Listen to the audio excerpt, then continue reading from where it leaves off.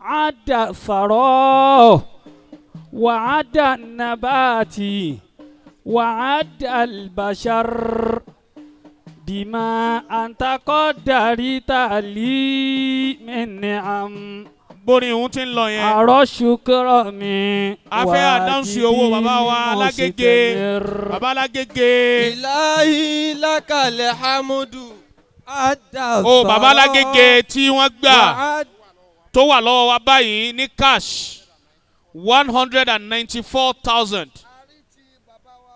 tí bàbá oníkanun àti rí 100,000 àṣírí tí bàbá amadibo 50,000 gbogbo yòókù yóò padà wọlé tí Sheiful Kadiriya ní cash transfer owó ọbẹ̀ ẹ dákun owó tí wọ́n gbà nìyẹn torí ìsọnù èyí tí ò bá wọlé náà yóò padà máa wọlé owó mọ́sálásí tí wọ́n gbà 52,000 naira 400 naira lówó Central Mosque tí wọ́n gbà tàpó kálukú nìkan ni ò lákàntì. dọ́lítà abílímù bùtàgà mínà ní àmì gúrì fáwọ́kọ̀ dùrár fanayi alalahi láyẹ̀ntẹ̀hì fàhálì yaminihu jadayen hamir jamilun li albadiu منذ الصباح جميل لي البديع منذ الصباح تأصل في العلا والظفر حمى الله آباءنا كلهم فعاشوا جميعا بدون الخطر فعاشوا جميعا بدون الخطر تخلوا جميعا من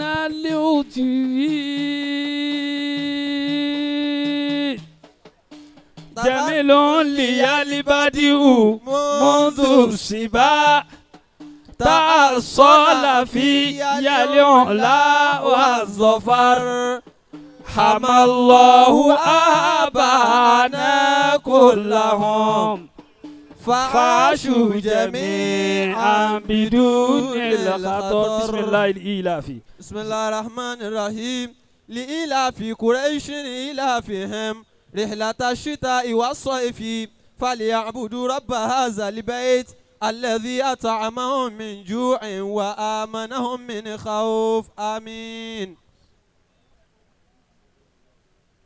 bàbá màmá àgbà fún ìlú Ìlọrin àti gbogbo agbègbè rẹ̀ ní gbogbo akádàkùn. adamallahu hayata hafizahullah wa ra'ah. ká tún yóò bọ́ ànẹ́bùwà Muhammad lẹ́ẹ̀mẹ́ta kó gùn kí dáadáa. sallallahu alayhi wa sallam. sallallahu alayhi wa sallam. sallallahu alayhi wa sallam. àmín wa mẹ́ta. amina amina amina ya Allah. bisimilahi salatul fati. bisimilahi rahman rahim. allahumma salli ala sayyidina muhammadin الفاتح لما أغلق والخاتم لما سبق ناصر الحق بالحق والهادي إلى صراطك المستقيم وعلى آله حق قدره ومقداره العظيم آمين آمين آمين يا الله. bàbá àmọ́mọ́ àgbà wọn làwọn tún bẹ̀ wá ká dákun ká farabalẹ̀ nítorí tọ́lọ́hún. gbogbo àwa tá a wà lórí ìdúró ni bàbá ní àlọ́ jòkó nítorí tọ́lọ́hún. gbogbo ẹ̀yin kámẹ́rámán wọ́n ní ẹ bẹ̀rẹ̀. àbá wa olóde tòní àbá wa authentic.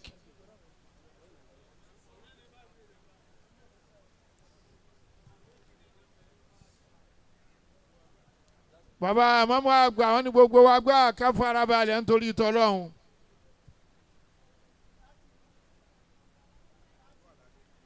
bàbá wa ẹ̀ máa wọ́n ní àdúrà òun náà ládẹ́rìgún rẹ̀ báyìí.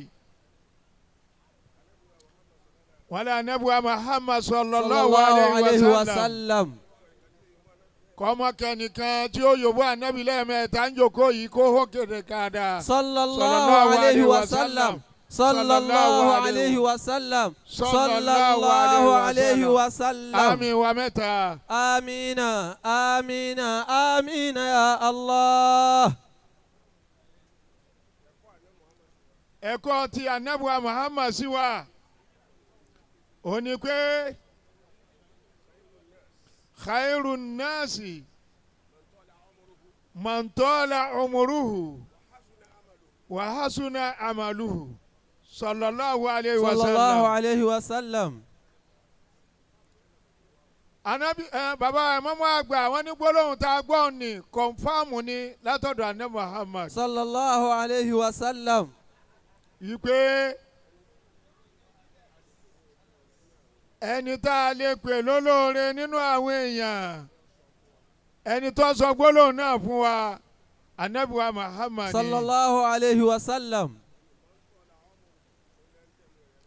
anabi ní olóore nínú àwọn èèyàn òun náà lẹni tẹ́mi rẹ̀ bá gùn tá a tún wá túṣẹ́ rẹ̀ wò tọ́já sí pé iṣẹ́ dáadáa iná ló gbáyé sí ọlọ́run bá kí anabi wa Muhammad sí. sallallahu alayhi wa sallam. àlùfáà wa olórúkọ àfáà wa Sheikh Abubakar Isa authentic. bàbá mọ́mọ́ àgbà wọn ni ó dìde nàró bàbá wa mọ́mọ́ àgbà wọn ni ọ̀rọ̀ ànábì nù iná àlàbí bẹ́ẹ̀ lọ́hùn pé kọ́lọ́hùn kọ́ dákun ọlọ́run ò gbólóhùn tá ànábì wíwò ni ọlọ́run bá bí jíǹkì rẹ̀. àmín. pé khairun nas man tola umuruhu wa hasuna amaluhu. méjèèjì náà bàbá wa àmọ́ àwọn ní olóore ẹni a lè pè lólóore nínú àwọn èèyàn òun náà lẹni tọ́lọ́ ń rọ̀ lọ́rọ̀ méjèèjì ó fún lẹ́mìí gúngùn ó tún wá fún níṣẹ́ rẹ̀ṣẹ̀ méjèèjì náà bàbá wa mọ́mọ́ àgbà wọn làwọn tún bẹ lọ́hùn kọ́ wọ lóore tọ́lọ̀ ń ṣe fún ọ yìí ọlọ́run bá pèsè méjèèjì náà fún ọ. àmín. bàbá wa mọ́mọ́ àgbà wọn ní gbogbo wa tá a wà níhìn ẹ torí ọlọ́run ẹ bá ṣe àmì mẹ́ta lérí àdúrà ni. amina amina amina amina amina ya Allah. lórí ṣíṣe rẹ̀ báwọn ni wọn lé anabi wa Muhammad sallallahu alayhi wa sallam. anabi ọ̀dákẹ́ ó tún sọ pé man qara'a suratal Fatiha àbí kirahatu suratul Fatiha kirahatu suratil Fatiha.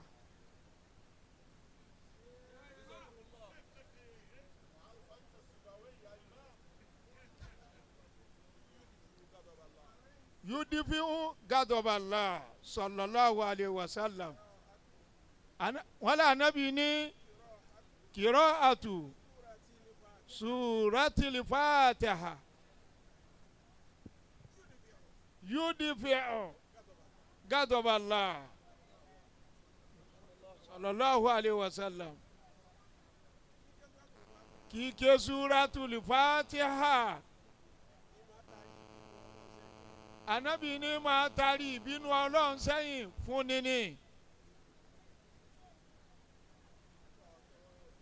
àfa wa tọ́lọ̀ ń sọ̀rọ̀ ńláńlá yìí fún bàbá wa mọ́mọ́ àgbà wọn la fẹ́ kí ọlọ́run kó dákun kó ṣe sùúrù kó bá bùn ọ́ ní gúngún ẹ̀mí kó tún bá bùn ọ́ ní ìwà dáadáa sí jù báyìí lọ kó wá dákun kó bá tarí gbogbo òbínú rẹ̀ sẹ́yìn fún ọ. gbólóhùn àmì wa mẹ́ta jàmá. amina amina amina ya Allah. bisiri suratul Fatiha. bismillahir rahmanir rahim.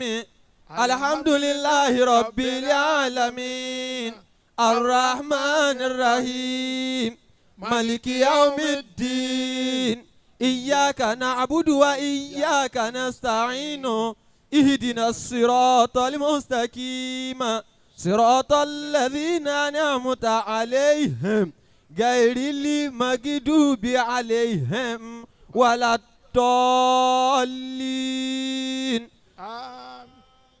bàbá màmá àgbà wọn nílé rẹ tuntun yìí wọn là fi súrátùl fàtíà àwọn bọ̀ fi sí ọlọ́run kó ṣe sùúrù dákun ìbínú ọlọ́run má jẹ́ ọwọ́ bẹ̀ fún ọ ẹni ìbínú ọlọ́run má jẹ́ ọwọ́ bẹ̀ wá bá ọ ọlá àlùbáríkà súrátùl fàtíà.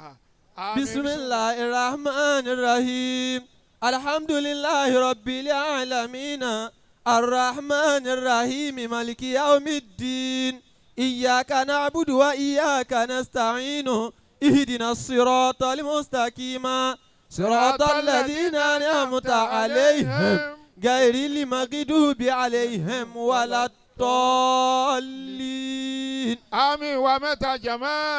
amina amina amina ya Allah. salatul fati. bismillahir rahmanir rahim. allahumma salli ala sayyidina muhammadin al-fatih lima ughliqa wal khatim lima sabaqa nasiril haqqi bil haqqi wal hadi ila siratikal mustaqim wa ala alihi haqqa qadrihi wa miqdarihi al-azim. آمين آمين آمين يا الله. سبحان ربك رب العزة عما يصفون وسلام على المرسلين والحمد لله رب العالمين. آمين آمين ومتى آمين آمين آمين يا الله. ọ̀dà ìjòkó. bàbá àmọ́ wọn ní lẹ́yìn báwọn nísìn wọn ládùúgbò tá a ṣe ó ti pé àmọ́ àjíwá múdìbò tí bàbá ọba Ìlọrin ṣéèkù ṣéèkù wallahu ya'simuka minan nas la takhafu darakan wala takhsha wala hawla wala quwwata illa billahil aliyyil azim. mímú ọ̀rọ̀ ilé ọlọ́run ní pàtàkì báyìí tọ́lọ̀ ń fi ran yín tẹ̀tún wá gbégbèsè bẹ́ẹ̀ nísìn bàbá àmọ́ àgbà wọn làwọn fún èyí náà bẹ́ẹ̀ lọ́hùn fún yín gbogbo ọ̀rọ̀ yín pátá ọlọ́mọ kan má rí fáàsì àmín má dá dúró níbi ọ wà àmín àmọ́ kó jẹ́ ọmọ ga sí i àmín. bismillah.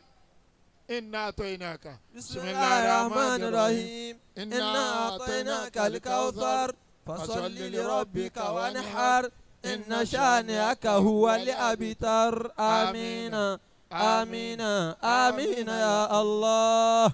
لقد جاءكم الإيلاف إذا جاء. بسم الله الرحمن الرحيم لقد جاءكم رسول من أنفسكم عزيز عليه ما عنتم حريص عليكم بالمؤمنين رؤوف رحيم فإن تولوا فقل حسبي الله لا إله إلا هو عليه توكلت وهو رب العرش العظيم.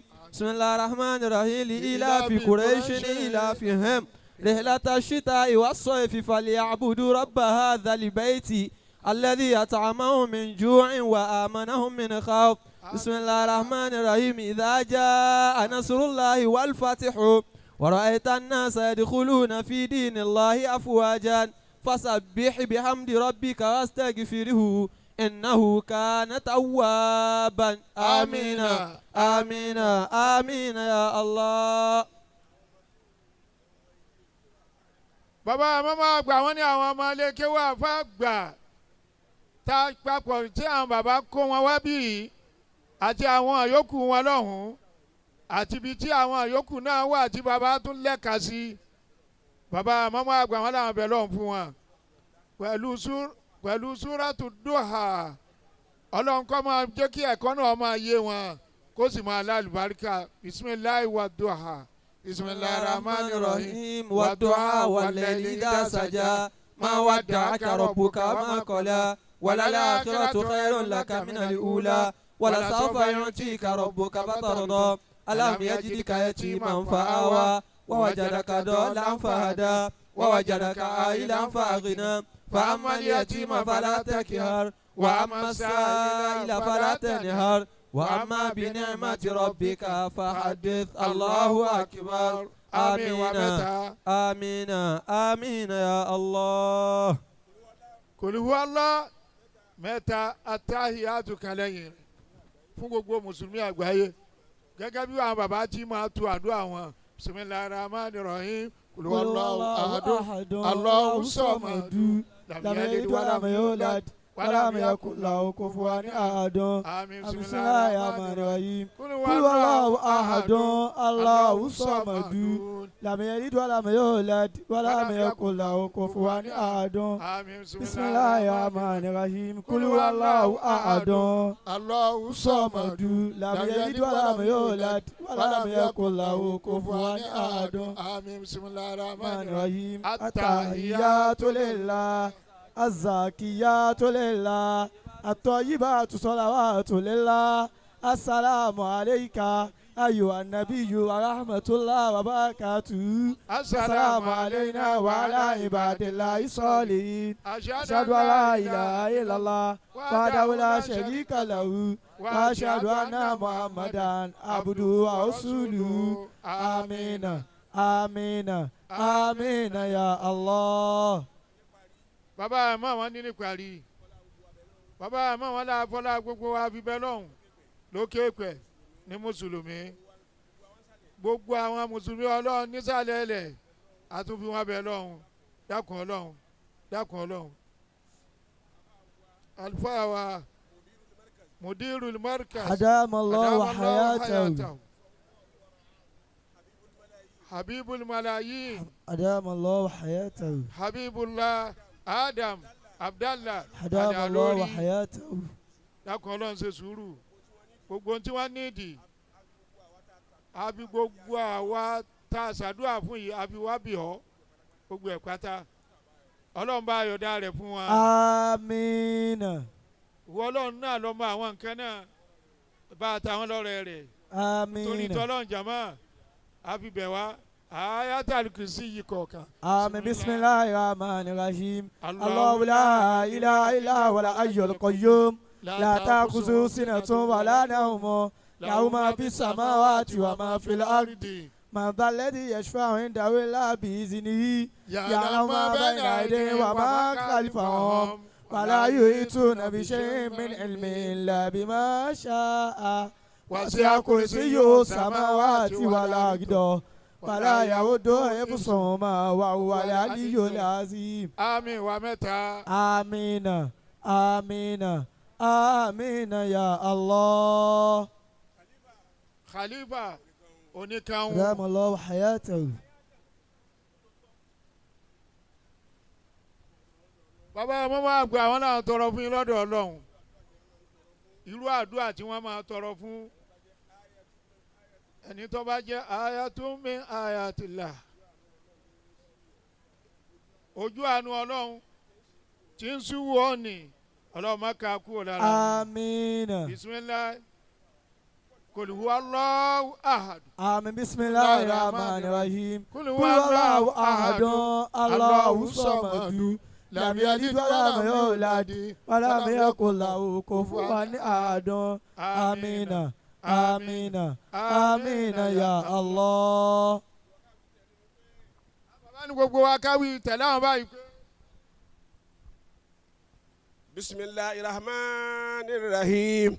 bisimilahi rahmani rahim. allahumma salli ala sayyidina muhammadin. اللهم صل على سيدنا محمد وعلى آله وصحابه وسلم. وعلى آله وصحابه وسلم. آمين آمين. بسم الله فتحنا الباب. بسم الله فتحنا الباب. صلينا مع الأحباب. وصلينا مع الأحباب. ودارت بين بيننا الأكواب ودارت بيننا الأكواب شربناها ببسم الله شربناها ببسم الله فويسلنا الفاتحة بسم الله الرحمن الرحيم الحمد لله رب العالمين الرحمن الرحيم مالك يوم الدين إياك نعبد وإياك نستعين اهدنا الصراط المستقيم صراط الذين أنعمت عليهم غير المغضوب عليهم ولا الضالين آمين آمين آمين يا الله. الفاتحة التحيات لله. بسم الله الرحمن الرحيم. الحمد لله رب العالمين الرحمن الرحيم مالك يوم الدين إياك نعبد وإياك نستعين اهدنا الصراط المستقيم صراط الذين أنعمت عليهم غير المغضوب عليهم ولا الضالين آمين. بسم الله الرحمن الرحيم التحيات لله الزاكيات لله الطيبات صلوات لله السلام عليك أيها النبي ورحمة الله وبركاته السلام علينا وعلى عباد الله الصالحين أشهد أن لا إله إلا الله وحده لا شريك له وأشهد أن محمدا عبده ورسوله. آمين ومتى. آمين آمين آمين يا الله. أبا ربنا àbáwá rábànà wọn ní gbogbo àwọn táwọn ń jẹ́ tápà ó bẹ̀rẹ̀ látòrí bàbá wa Sàláàtì èèwà kanlẹ̀ gbogbo ohun tí ń jẹ́ fùfùfù wọn láwọn dúpẹ́ lọ́dọ̀ bàbá mọ́mú àgbà púpọ̀ oore tó ju eléyìí lọ ọlọ́run bá ṣe bẹ́yìn náà wọn láwọn tún dúpẹ́ lọ́wọ́ gbogbo jàmá tó wá ọlọ́run bá ṣe dáadáa fún kálukú àmín wa mẹ́ta jàmá. آمين آمين آمين يا الله. بسم الله الفاتحة تحيات ربنا. بسم الله الرحمن الرحيم الحمد لله رب العالمين الرحمن الرحيم مالك يوم الدين إياك نعبد وإياك نستعين اهدنا الصراط المستقيم صراط الذين أنعمت عليهم غير المغضوب عليهم ولا الضالين آمين. بسم الله الرحمن الرحيم التحيات لله الزاكيات لله الطيبات صلوات لله السلام عليك أيها النبي ورحمة الله وبركاته السلام علينا وعلى عباد الله الصالحين أشهد أن لا إله إلا الله وحده لا شريك له وأشهد أن محمدا عبده ورسوله.